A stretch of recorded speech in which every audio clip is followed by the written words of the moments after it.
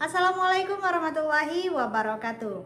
Salam dan bahagia Bapak Ibu guru hebat. Berjumpa kembali dengan saya Meldia Reza, calon guru penggerak angkatan 11 Kabupaten Pasaman, Provinsi Sumatera Barat.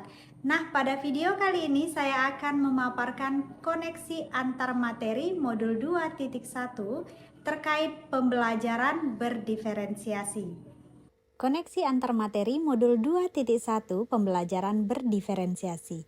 Nah, apa itu pembelajaran berdiferensiasi? Pembelajaran berdiferensiasi adalah upaya untuk menyesuaikan proses pembelajaran di kelas untuk memenuhi kebutuhan belajar masing-masing murid.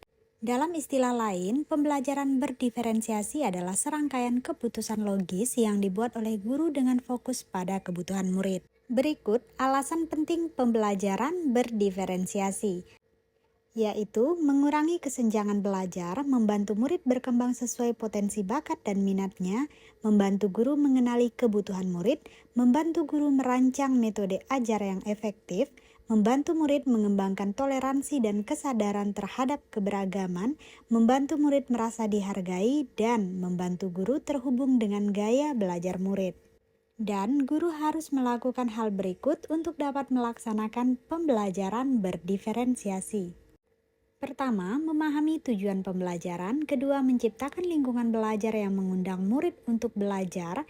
Yang ketiga, mengetahui dan merespon kebutuhan belajar murid.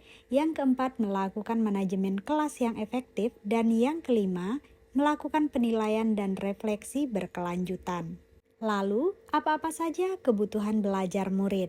Nah, kebutuhan belajar murid terdiri atas 3 aspek. Yang pertama, kesiapan belajar murid, kedua, minat murid, dan yang ketiga, profil belajar murid. Nah, mari kita bahas kesiapan belajar murid.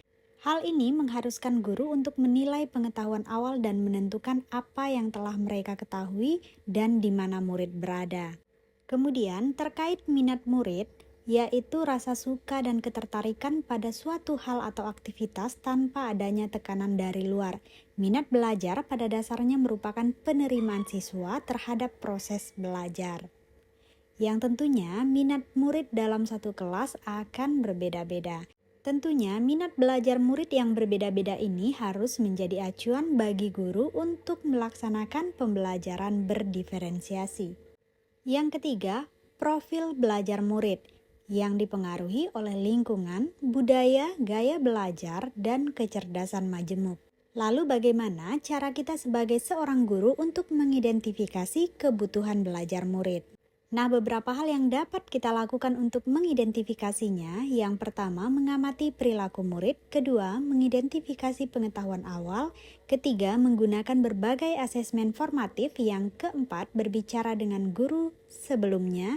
Yang kelima, mereview dan merefleksi praktik pengajaran. Dan yang terakhir adalah membaca rapor murid sebelumnya.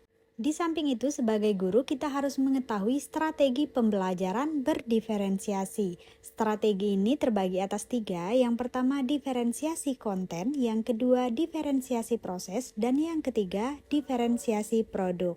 Pada diferensiasi konten, hal ini berkaitan dengan konten pembelajaran yang meliputi materi pengetahuan, konsep, dan keterampilan yang perlu diajarkan pada murid sesuai kurikulum. Sedangkan diferensiasi proses yaitu berkaitan dengan kegiatan belajar mengajar. Dalam melaksanakan strategi ini, guru membedakan proses belajar yang dilalui muridnya. Selanjutnya, diferensiasi produk.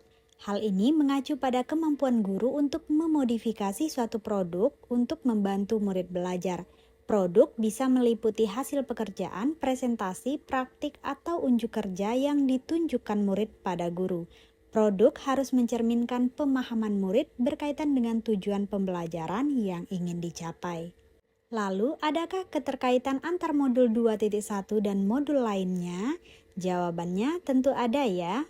Adapun keterkaitan modul 2.1 dengan modul 1 yaitu untuk dapat melakukan pembelajaran berdiferensiasi, maka seorang pendidik harus berusaha memenuhi kebutuhan belajar peserta didiknya sesuai dengan kodrat alam dan kodrat zaman berdasarkan filosofi Ki Hajar Dewantara. Anak-anak hidup dan tumbuh sesuai kodratnya sendiri. Pendidik hanya dapat merawat dan menuntun tumbuhnya kodrat itu.